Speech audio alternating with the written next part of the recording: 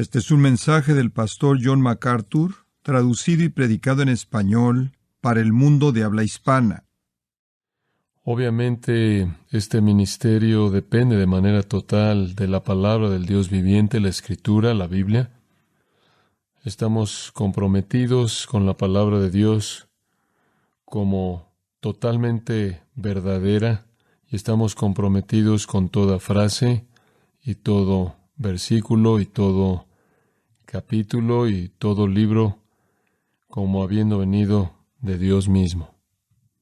La única manera en la que podemos conocer a Dios y su voluntad es que se nos haya dado de una manera que es inequívoca, y Dios ha escogido hacer eso en un libro, la Biblia.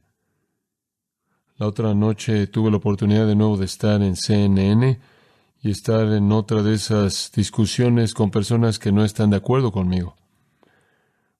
Me parece ser lo que ha sido preparado para mi vida y normalmente están en desacuerdo de manera excesiva, y cuando estoy en ese tipo de ambiente con incrédulos, otros líderes religiosos, personas con otros puntos de vista morales, realmente solo tengo dos cosas que decir, y sea cual sea la conversación, de una manera, en un sentido, es algo que no es importante para mí. El tema no me importa mucho, únicamente estoy buscando maneras de decir dos cosas. Una de ellas es que Jesús es el único Salvador, y la otra es que la Biblia es la única autoridad de Dios. Y quiero decir eso, sea cual sea la manera en la que pueda, llamando a la gente a la autoridad única de la palabra de Dios en contra de cualquier otra opinión humana, y al único Salvador como Jesucristo en contra del resto de la religión humana. Y la otra noche, uno de los otros invitados, quien era una persona que promovía la homosexualidad y alguien que decía ser católico romano, dijo que estaba yo tan inmerso en las palabras de la Biblia que no entendía el mensaje entero. Ahora, esa es una manera extraña de pensar, tan inmerso en las palabras de la Biblia que no he entendido su mensaje entero. ¿De qué otra manera podría alguien conocer el mensaje de la Biblia fuera de las palabras de la Biblia? Es ese tipo de ridiculez mística que ha cautivado los corazones de millones de personas que piensan que de alguna manera hay un mensaje subliminal de amor que trasciende lo que la Biblia de hecho dice. Dios nos dio un libro, y en ese libro Él habló, y lo que Él dijo es exactamente lo que Él quiso decir, y Él deseó decirlo de una manera que pudiéramos entenderlo porque somos responsables por ello. Dios ha hablado, y Él no ha hablado de manera confusa, y Él ha hablado de manera clara, y Él ha hablado de manera exacta y precisa y directamente acerca de asuntos que tienen que ver con Él y con nosotros. Y Dios ha jurado en su revelación, la Santa Biblia, que Él ha hablado la verdad, toda la verdad y nada más que la verdad. Esto es verdad, todo es verdad y nada en ella no es verdad. También es toda la verdad que Dios ha deseado revelarnos. El resto queda para que nosotros lo conozcamos en la eternidad. Y solo la Biblia es la palabra verdadera del único Dios verdadero que no se contradice a sí mismo, que no escribe otros libros que dicen otras cosas que se oponen a lo que ha dicho en este libro. Solo hay un Dios, y Él ha hablado en un libro. El resto de las supuestas revelaciones de Dios no son en absoluto de Dios, son los inventos de hombres y, en la mayoría de los casos, hombres inspirados por demonios. Desde el Corán, por ejemplo, el Bhagavad Gita, los escritos de Mary Baker Eddy, Patterson Glover Fry, el libro del Mormón, José Smith, a todos los falsos profetas, todos los videntes, todos los miembros de sectas, todos los gurús de religiones, todos los líderes religiosos, todas las religiones del mundo, todo es engaño, todo es un invento, tanto humano como demoníaco, todo está equivocado. Dios ha hablado y Él ha hablado en un libro y ese libro es la Biblia. Ahora, eso simplifica el asunto. No es complicado entender el asunto de la religión. La mayoría de la gente piensa que es complicado entender el asunto de la religión porque hay tantas religiones que compiten y la idea en la actualidad es que hay que ser tolerante con todas ellos y permitir que toda persona abrace su propia religión, pensando que todo va a terminar en el mismo cielo de cielos sin importar cómo lo aborde usted. Pero la Biblia afirma simplemente lo opuesto, que cualquier cosa que contradiga la Biblia, cualquier cosa que sea una fuente de revelación que compite con la Biblia, no es de Dios. Si no está contenido en los 66 libros de la Biblia, no es la palabra de Dios. Si no está en los 66 libros de la Biblia, Dios no lo dijo. Por todas las generaciones a lo largo de la historia humana, lo que Dios ha dicho, Él ha colocado en este libro, un libro constituido de 2 secciones, el Antiguo Testamento y el Nuevo Testamento, 66 libros específicos, dados simplemente a más de 40 escritores en un periodo de unos 1500 años. El Espíritu Santo lo escribió todo y lo colocó en lo que conocemos como la Biblia y está establecida como la autoridad divina única de la palabra de Dios. Esta es la razón por la que es el deber singular del hombre responder en obediencia a este libro único. Es la respuesta a este único libro y lo que este libro dice que Dios demanda, que determina el destino eterno de toda persona y nada más lo determina, nada más. Lo que una persona hace con la Biblia determina el cielo o el infierno. Hace muchos años atrás, a partir de ahora, las denominaciones protestantes eliminaron la herejía.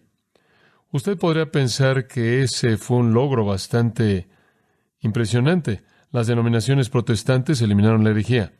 Pero el giro extraño es que la manera en la que eliminaron la herejía no fue al aplastarla con la verdad, no al superarla con la palabra de Dios, sino que más bien eliminaron la idea de la herejía cuando eliminaron la idea de verdad absoluta. Si no existe algo tal como la verdad absoluta, entonces no puede existir algo tal como la herejía. Si no hay verdad fija, entonces no puede haber un error que se pueda distinguir. Si todo no está definido y si las palabras de la Biblia no importan o únicamente son sugerencias o, en el mejor de los casos, son igual a cualquier otro libro religioso y usted puede creer lo que usted quiera, entonces no existe algo tal como la verdad fija y por lo tanto no puede existir algo como la herejía fija. Entonces erradicaron la herejía al erradicar la idea de la verdad al mismo tiempo. Y ahora hay un consuelo entre las denominaciones protestantes liberales de la antigüedad con toda situación y todo. Esa es la razón por la que hace unas semanas atrás, cuando estaba predicando en la gran catedral de Calvino en la ciudad de Ginebra, fue un gran acontecimiento. La catedral estaba llena de adelante hacia atrás, de lado a lado, y abrí la palabra de Dios en esa catedral por primera vez, pensamos, en 30 años, para dar un mensaje que verdaderamente representaba la palabra de Dios. Y el último acontecimiento sobresaliente en esa catedral, la cual es una catedral que confiesa ser protestante cristiana, fue budista. Fue budista. Eso nos ayudó, en cierta manera, porque dijeron cuando me pidieron si podía venir a predicar, supongo que si tuvimos un servicio para budistas, podríamos tener un servicio para la Biblia. Y entonces me imagino que en cierta manera los budistas prepararon el camino. Pero el punto es, ¿cómo es que una iglesia que confiesa ser una iglesia cristiana protestante, abrazar el budismo, esa iglesia también es la iglesia madre que dio lugar al Concilio Mundial de Iglesias, la organización más ecuménica sobre el planeta. Estaban contentos por dejar de llamar herejía a la herejía. Fue fácil. Lo único que tuvieron que hacer fue eliminar la verdad absoluta. Y en nuestro día, me temo que el movimiento se está esparciendo. Hay un nuevo tipo de inclusivismo, inclusive entre los evangélicos, un nuevo tipo de inclusivismo que amenaza con erradicar la verdad y por lo tanto erradicar cualquier clasificación del error y borrar las líneas en todo. Y la única esperanza, claro, en medio de todo esto, es regresar a la palabra de Dios. Y toda esta rebelión pecaminosa no cambia ni altera lo que la Escritura es. Sea atacada por el racionalismo, o sea atacada por el liberalismo, o sea atacada por lo que es llamado neortodoxia, o sea atacada por el pluralismo, misticismo, inclusivismo, o lo que se considera correcto en términos políticos, o tolerancia, o cualquier otro ataque, no cambia nada acerca de la naturaleza de este libro. Fue Jesús quien dijo, ni una jota ni una tilde pasará de este libro hasta que todo sea cumplido. Es un libro eterno, es un libro incambiable. Es el yunque en la historia antigua del hombre golpeando los martillos, el que forja el hierro y después de muchos años se mantuvo fuerte el yunque, pero muchos martillos han sido destruidos. Los martillos que han golpeado la Escritura están en el polvo, la Escritura todavía permanece. La Biblia todavía es la verdad de Dios, la única verdad de Dios, y nada más que la verdad de Dios. Ahora, ¿cómo es que sabemos que esto es verdad?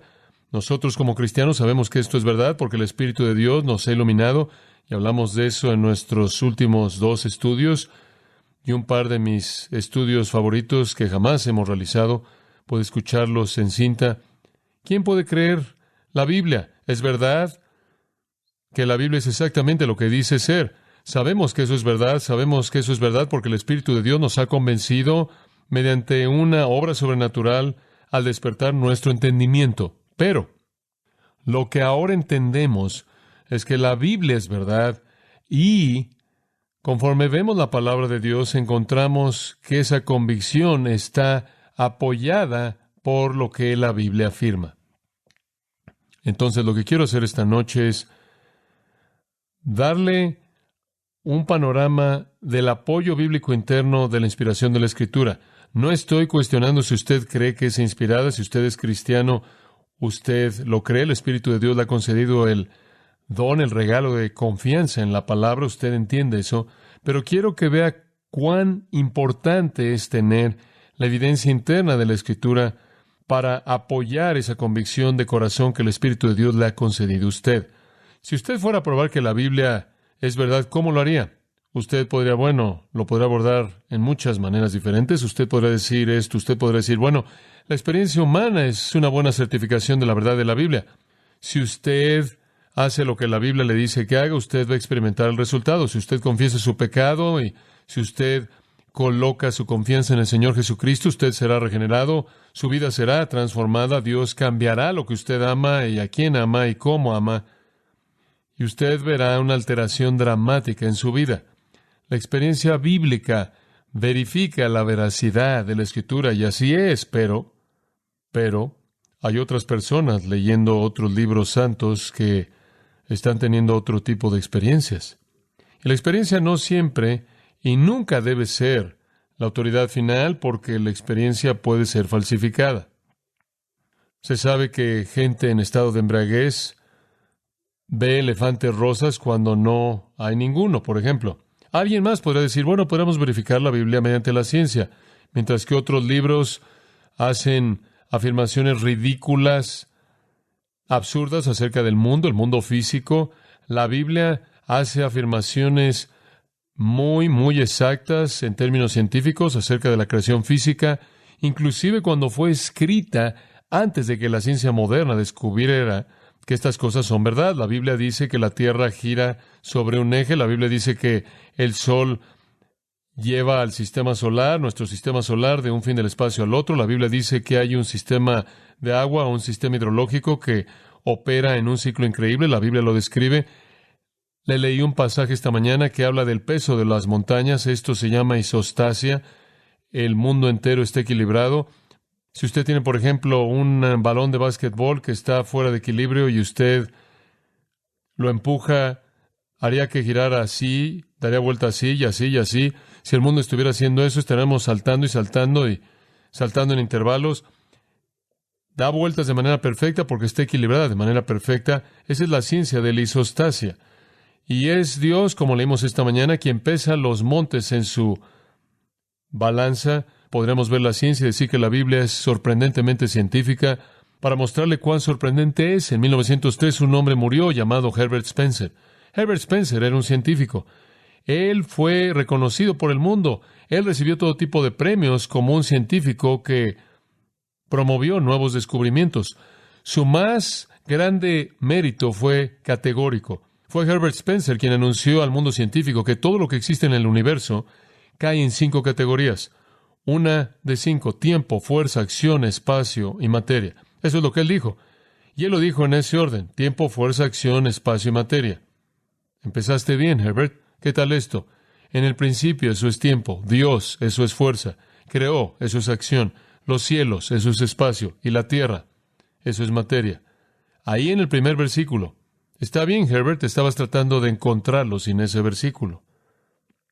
Podríamos acudir a la ciencia y podríamos decir que la ciencia verifica a la Biblia, pero mientras que recibiríamos una afirmación general un poco mejor que la experiencia, recibiríamos una afirmación general, eso es bastante sorprendente. Alguien fácilmente podría ponerse de pie y decir, bueno, eso realmente no significa que todo ahí es verdad. Alguien más podrá venir y decir, bueno, podremos ver la profecía. Hay profecías en la Biblia que se cumplieron. Y podremos decir, bueno, por lo menos las partes científicas de la Biblia son verdad y por lo menos las partes empíricas de la Biblia son verdad. Y ciertamente cuando Dios dijo que ciertas naciones iban a caer y cayeron, y cuando Dios dijo que iba a ahogar al mundo y Él ahogó al mundo, esas cosas fueron verdad. Y entonces hay ciertas profecías que se cumplieron y eso significa que alguien que escribió la Biblia sabe algo más de lo que sabemos, porque Él entendió la ciencia física antes de que alguien más lo entendiera. Él entendió los acontecimientos antes de que llegaran a suceder. Entonces tuvo la capacidad de predecirlas. Podríamos ver ese tipo de cosas y pueden apoyar nuestro entendimiento de la Escritura. Usted puede ver la arqueología. Usted puede investigar las ruinas ahí en el Medio Oriente y usted puede ir a los museos ahí y puede encontrar cosas a partir de la piedra Rosetta y cuevas en Egipto con ciertos dibujos ahí que indican que los hebreos vinieron ahí. Usted puede encontrar en el Código de Hammurabi un código de ley que inclusive antecede a Moisés, lo cual indica que los hombres desde el principio estaban bajo la ley y no eran monos que hacían lo que querían colgados de árboles. Usted puede encontrar mucha evidencia arqueológica y apoyar cosas que la Biblia dice que sucedieron. Usted inclusive puede encontrar los muros de Jericó derrumbados en una configuración extraña que encaja perfectamente con la idea de que cayeron hacia afuera, planos. Entonces usted puede ver eso y podrá decir, bueno, por lo menos esas partes de la Biblia son absolutamente verdaderas, porque la arqueología las verifica. Nunca hemos encontrado algo en la Biblia que es incorrecto en términos científicos, nunca hemos encontrado algo en la Biblia que es incorrecto en términos históricos. La ciencia verifica todo lo que dice. Dice usted que hay acerca del día cuando dijo que el sol se detuvo. Bueno, obviamente el sol no se detuvo, la tierra dejó de girar. Pero desde la percepción de la persona que estuvo de pie ahí, el sol se detuvo. Eso es percepción. Cuando usted se levantó esta mañana, usted no vio por su ventana y dijo, oh, qué hermoso se ve la tierra girando. Eso fue una tierra girando. El sol no se movió en la dirección que usted pensó que se movió. La tierra se movió, pero desde nuestra percepción usted dice que es un amanecer, dice que es un atardecer.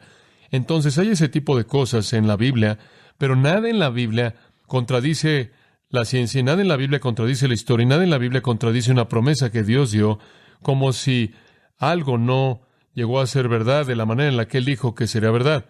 Y vamos a ver algo de eso en esta pequeña serie que vamos a realizar.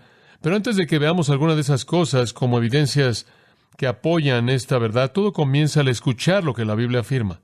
Ahora, esto es sorprendente. Permítame tan solo darle 2 palabras en qué pensar: infalible e inerrante. infalible. Y me gusta usar esa palabra quizás simplemente de una manera personal. Usted podría discutir mucho por lo que podría significar.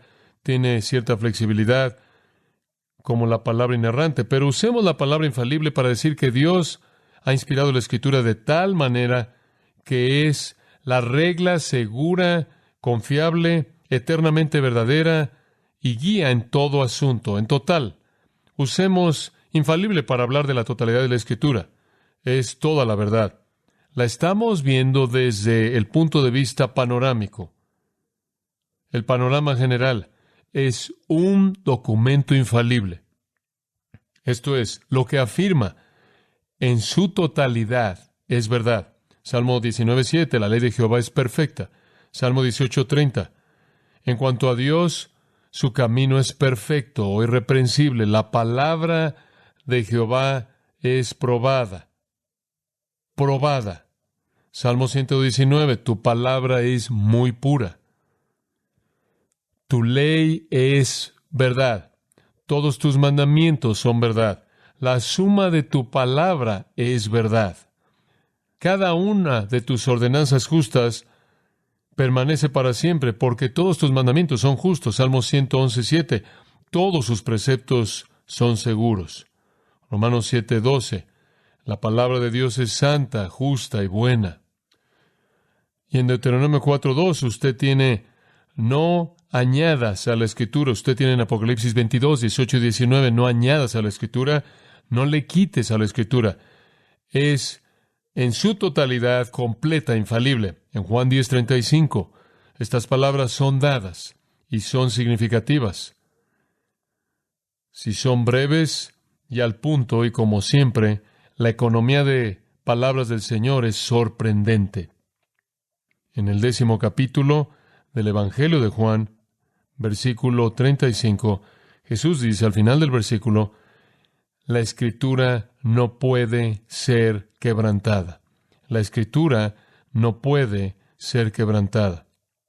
Es como una cadena. Todos los versículos están enlazados. Todos los capítulos están enlazados. Todos los 66 libros están enlazados. Los testamentos están enlazados. Y no hay lugar alguno en el que pueda ser quebrantada. No hay lugar en el que la cadena pueda ser rota. Es en su totalidad la verdad de Dios. Verdad de manera total.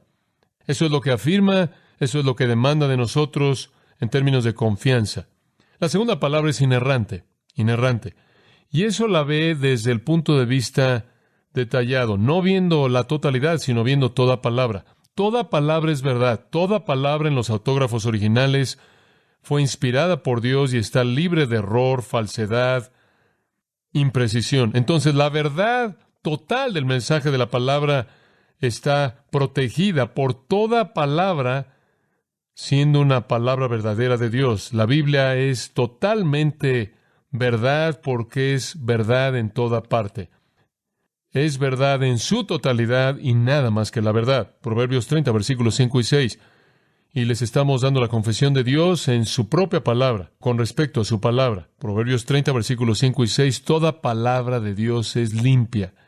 Toda palabra. Salmo 12:6. Las palabras de Jehová son palabras puras, como plata probada en un horno, refinada 7 veces. Y el salmista está buscando algún tipo de analogía para expresar la pureza de la palabra. En el Salmo 119, 140, el salmista dice, tu palabra es muy pura. Entonces, sea que usted está hablando de infalibilidad, el panorama general, o que esté hablando de inerrancia, del panorama pequeño, la combinación de las dos habla de la veracidad de la Biblia. Es verdad. Y ahora voy a decirle algunas cosas y darle algunas escrituras. Quizás no quiera tratar de buscarlas, pero simplemente escuche.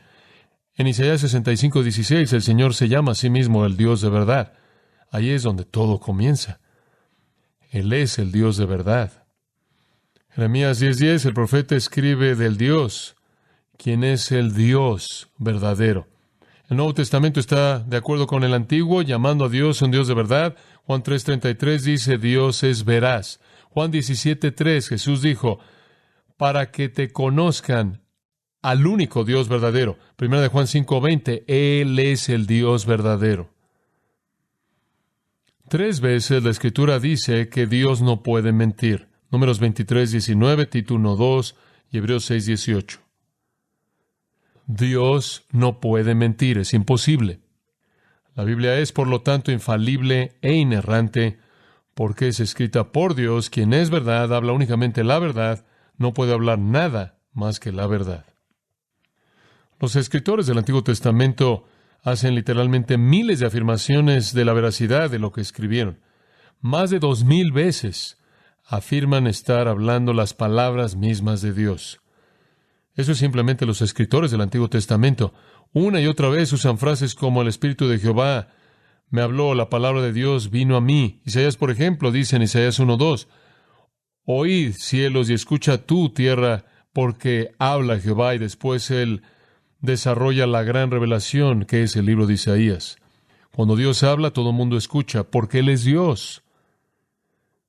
En el Nuevo Testamento encontramos más de lo mismo, concentrado en particular en la enseñanza de Jesús. Jesús dice en Mateo 5, no pensáis que he venido a abolir la ley y los profetas, no he venido a abolir, sino a cumplir. La ley y los profetas es un término usado para describir al Antiguo Testamento. No he venido a cambiar nada, he venido a cumplir el Antiguo Testamento. Os digo la verdad, hasta que el cielo y la tierra desaparezcan, ni la letra más pequeña, ni siquiera un plumazo para extender el significado de J y tilde.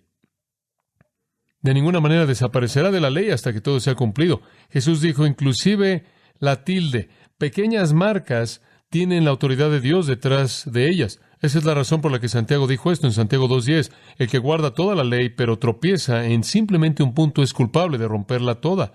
Si usted únicamente viola una pequeña parte de la palabra de Dios, es como si la hubiera violado toda, porque todo es verdad, todo es divinamente demandado. Los escritores del Antiguo Testamento se refieren, o de manera específica o general, a lo que están escribiendo como las palabras mismas de Dios unas 4000 veces. Unas 4000 veces.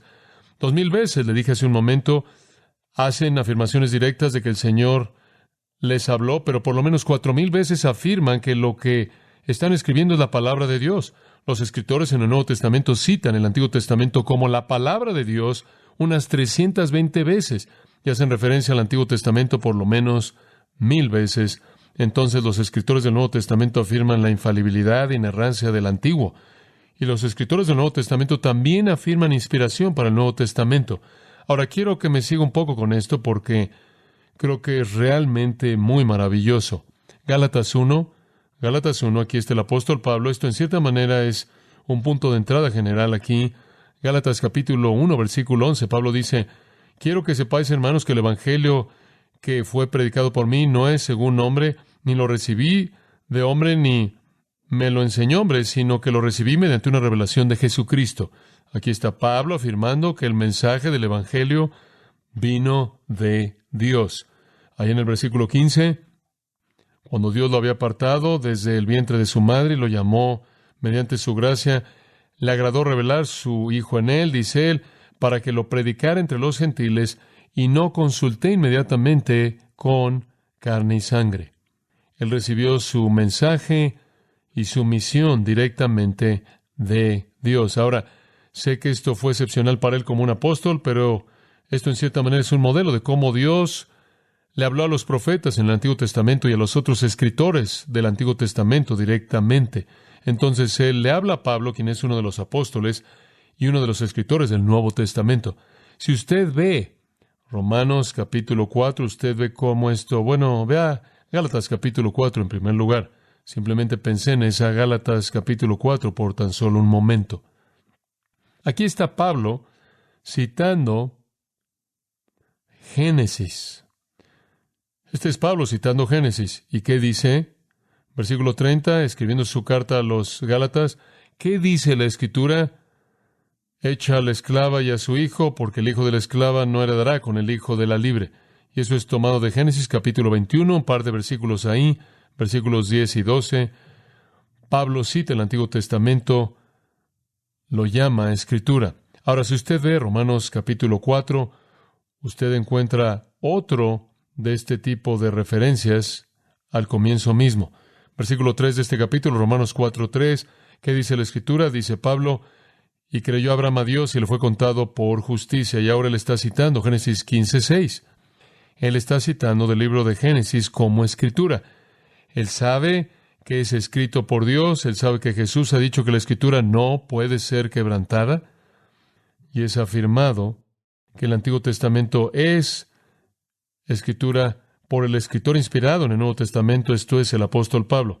Permítame profundizar un poco más en este punto. 1 Timoteo capítulo 5. 1 Timoteo capítulo 5. En este capítulo en particular, usted tiene metido ahí en el versículo 18 dos citas. Y esta es una comparación muy interesante. La primera cita, versículo 18, porque la Escritura dice, no pondrás bozal al buey que trilla. Ahora la Escritura dice eso. Está en Deuteronomio 25, versículo 4. El significado simple es, alimenta a tu animal. Pero la analogía de esto es, la aplicación de esto es que usted cuida de la gente que lo sirve a usted. En cierta manera es una afirmación proverbial. Si usted quiere que el buey haga su trabajo, usted lo alimenta. Y si usted espera que la gente haga lo que usted quiere que hagan, usted cuida de ellos. Es ese tipo de idea, pero él dice, la Escritura dice, y cita Deuteronomio 25:4, y aquí está lo importante, versículo 18, y la Escritura también dice, digno es el obrero de su salario. ¿En dónde está eso en la Escritura? ¿En dónde está eso en el Antiguo Testamento? Eso no está en el Antiguo Testamento, de hecho, está en Lucas capítulo 10 y versículo 7, en donde Jesús dijo esto, el obrero es digno de su salario. Entonces, lo que Moisés escribió en Deuteronomio es la Escritura, y lo que Lucas escribió en su Evangelio también es la Escritura. Aquí tiene usted entonces el testimonio de un escritor del Nuevo Testamento afirmando que el Antiguo Testamento es la Escritura y el Nuevo Testamento es la Escritura. Pablo llama a los escritos de Lucas Escritura. Ahora veamos 2 de Pedro capítulo 3. 2 de Pedro capítulo 3 y versículo 15. Estos son dos versículos interesantes, versículos 15 y 16. Ahora la referencia aquí es a nuestro amado hermano Pablo, conforme a la sabiduría que le ha sido dada, os ha escrito. Él escribió acerca de la paciencia de nuestro Señor, llevando a la salvación, como el comienzo del versículo 15 dice. Después Pedro se refiere a nuestro amado hermano Pablo, conforme a la sabiduría que le fue dada. Él les escribió, como también en todas sus cartas. Ahora, él ha ido de una carta en particular, escrito a un grupo en particular, a todas las cartas paulinas. Esto es 3 epístolas. También en todas sus cartas, hablando de ellas, estas cosas en las cuales hay algunas cosas difíciles de entender, las cuales los indoctos e inconstantes tuercen, como también el resto de, ¿qué? Las Escrituras. Entonces, ¿qué está diciendo Pedro de las cartas de Pablo? Son parte de la Escritura, así como el resto de la Escritura. Aquí de nuevo, así como Pablo llamó los escritos de Lucas Escritura, este es el escritor primordial de las epístolas, verificando a un escritor de los evangelios. Entonces, Pedro llama los escritos de Pablo Escritura. De hecho, todas sus cartas son Escritura. Vaya Judas, versículo 17, y vamos a seguir este camino. Judas, versículo 17, solo un capítulo. Pero vosotros, amados, tened memoria de las palabras que fueron habladas de antemano por los apóstoles de nuestro Señor Jesucristo, que os estaban diciendo, en los postreros días vendrán burladores siguiendo sus propias concupiscencias impías. Y simplemente, exactamente, ¿de dónde viene esto? 2 de Pedro 3:3. Tened memoria de las palabras habladas y escritas por los apóstoles de nuestro Señor Jesucristo. Y él cita a Pedro. Entonces Judas afirma a Pedro, Pedro afirma a Pablo, Pablo afirma a los escritores del Evangelio. El texto de la Escritura no exagera en esto. No presenta esto con mucha fanfarria.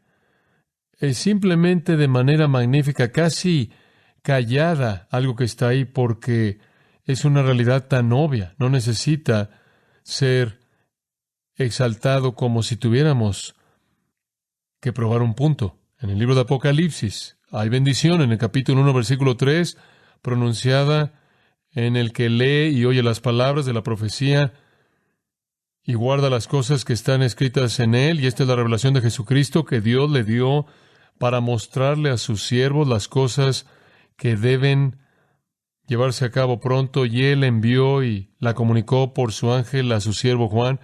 Aquí sabemos ahora que el libro de Apocalipsis es inspirado por Dios. Es inspirado por Dios. Dios es su autor. Y él se lo dio a Juan mediante mediadores angélicos en este caso.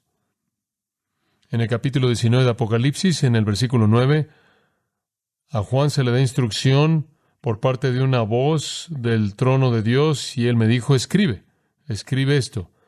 Bienaventurados son aquellos que son invitados a las bodas del Cordero. Y él me dijo, ¿estas son qué? Palabras verdaderas de Dios.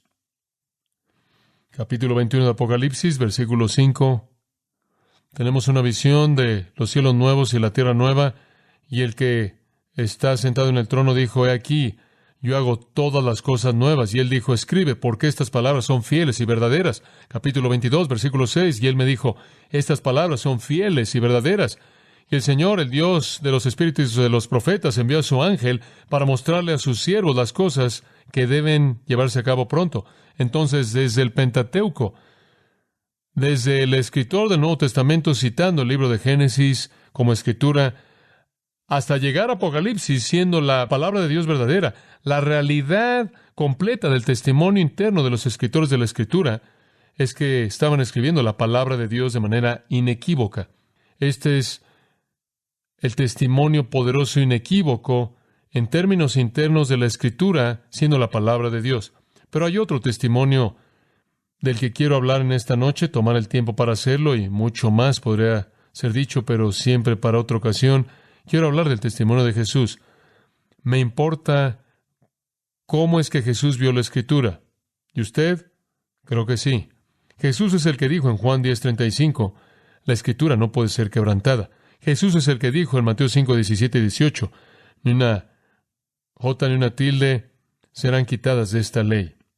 Ahora, en Mateo 26:24, él vio su cruz y él dijo esto, el Hijo del Hombre va como ha sido escrito acerca de él.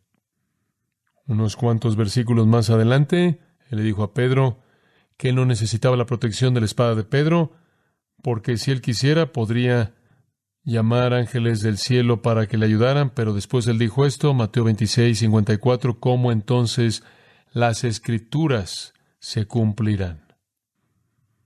En otras palabras, Jesús vino para cumplir la ley. Él también vino para cumplir las Escrituras que profetizaban de su muerte y su resurrección. Realmente es una afirmación sorprendente que él dijo, la Escritura no puede ser quebrantada. Él quiso decir que lo que Dios dijo era verdad y se llevaría a cabo. Él dijo en Lucas 16:17 que sería más fácil que el cielo y la tierra pasara que una tilde de la ley fallara. En Lucas 18:31, todas las cosas que son escritas por los profetas se cumplirán. Entonces, ¿cuál fue la manera de ver la Escritura por parte de Jesús? Fue que era la palabra de Dios, que era un reflejo verdadero de un Dios verdadero, de un Dios que no puede mentir, sino que únicamente puede hablar la verdad. Y Jesús inclusive llamó la atención a palabras específicas. Ilustración, Salmo 22:1, y hay muchas de estas. Salmo 22:1 predijo que cuando el Mesías muriera en la cruz, él diría esto, Dios mío, ¿por qué me has desamparado? Mientras que estaba muriendo en la cruz, Jesús clamó, Dios mío, ¿por qué me has desamparado? Mateo 27, 46. Jesús creyó en el cumplimiento de toda palabra del Antiguo Testamento. Él también corroboró las grandes verdades del Antiguo Testamento. Él confirmó la creación de Adán y Eva. Él confirmó que fue una creación real y que fueron personas reales. Él dijo esto, Mateo 19, 4 y 5. ¿No habéis leído que el que los hizo al principio, varón y hembra los hizo? Él los hizo al principio y los hizo varón y hembra. Y él dijo, por esto dejará el hombre a su padre y a su madre y se unirá a su mujer y serán una sola carne. Jesús creyó en el relato de la creación como está registrado en Génesis y él lo apoyó. Jesús también dijo de manera repetida que los problemas que la gente estaba teniendo al no conocer a Dios se debían a que no conocían la Escritura. Escudriñad las Escrituras porque ellas son las que dan testimonio de mí. ¿Acaso la Escritura no dijo? Él repitió una y otra vez. Entonces usted tiene una alternativa. Para resumir el testimonio de Jesús, le voy a dar unas cuantas opciones. Una de estas tres debe ser verdad. La primera alternativa es que no hay errores en el Antiguo Testamento, porque eso es lo que Jesús enseñó, que la Escritura no puede ser quebrantada. La segunda alternativa es que hay errores. Pero Jesús no sabía que habían errores. La tercera posibilidad es que hay errores y Él los conocía y trató de cubrirlos. Entonces, ¿qué alternativa tiene? ¿Que Jesús fue un charlatán y un fraude y un encubridor? Si es así, ¿cómo explica usted su resurrección? ¿O que Jesús no sabía que habían errores? Entonces, ¿cómo explica su omnisciencia? Porque Él dijo que Él sabía todo. Si la segunda es verdad, que Él no sabía que habían errores ahí, pero Él no estaba consciente, entonces Él obviamente no es Dios, y usted puede deshacerse del cristianismo y simplemente olvidarlo en su totalidad. Si la tercera alternativa es verdad, Él sabía y lo cubrió, entonces Jesús es el diablo. Si usted va a creer en la deidad de Jesús, usted no tiene alternativa más que creer en una Escritura infalible e inerrante, porque Él lo creyó. Ahora, eso nos lleva a la pregunta, ¿cómo debemos entender cómo es que Dios escribió la Escritura? ¿Le interesa a usted eso? Muy bien, regrese la semana próxima. Ni siquiera puedo comenzar. Permítame cerrar con esto. Debido a que la Biblia es la verdad divina, es la fuente de bendición. Proverbios 8:34 dice, bienaventurado es el hombre que me oye. Lucas 11:28, bienaventurados los que oyen la palabra de Dios y la guardan. En segundo lugar, es la fuente de virtud. Salmo 119, tu palabra he guardado en mi corazón para no pecar contra ti. La fuente de pureza, Juan 15:3. Son limpiados por la palabra, la fuente de victoria. Por la espada del Espíritu matamos al enemigo de las mentiras y el engaño. La fuente de crecimiento. Desead como niños recién nacidos la leche espiritual de la palabra, 1 Pedro 2, para que por ella crezcáis. La fuente de poder. Es viva y eficaz y más poderosa que cualquier otra arma. Fuente de guía, Salmo 119, 105. Es lámpara a nuestros pies y lumbrera nuestro camino. La Biblia es el libro más poderoso porque es el único libro divino. Puede despedazarlo usted, Hebreos 4:12, hacerlo trizas, pero también puede volver a restaurarlo. 1 Pedro 1, para que sea renacido conforme a la palabra y puede traerle gran gozo. Estas cosas os he escrito para que vuestro gozo sea cumplido. ¿Por qué es tan poderosa? ¿Por qué transforma la vida a este grado? Porque no es la palabra de los hombres, es la palabra misma de Dios. Y la próxima vez veremos cómo es que Dios la transmitió mediante la gran doctrina de la inspiración. Padre nuestro, te agradecemos por el testimonio de la Escritura, de su propia veracidad, de su propia infalibilidad, de su propia inerrancia, de su propia inspiración. Y sabemos que todo eso depende del hecho de que tú eres el Dios vivo y verdadero, el Dios que no puede mentir, el Dios que es verdad. Y de ti viene toda palabra verdadera y solo aquello que es verdad. De tal manera que la Biblia es la verdad, toda la verdad y nada más que la verdad, porque tú eres el Dios de verdad. Cuán maravilloso es conocer esa verdad, entender esa verdad y vivir esa verdad por tu poder. Estamos profundamente bendecidos en un mundo de personas ahogándose en mentiras por conocer la verdad. Te alabamos, te agradecemos y te glorificamos por abrir nuestros ojos y nuestros corazones a la verdad. Y ahora que la tenemos, que la amemos, que tengamos hambre por ella, que la aprendamos, que la proclamemos, que la defendamos y que la usemos para adorarte. Estas cosas pedimos debido a y para el honor de Cristo. Amén. Usted ha escuchado a John MacArthur, maestro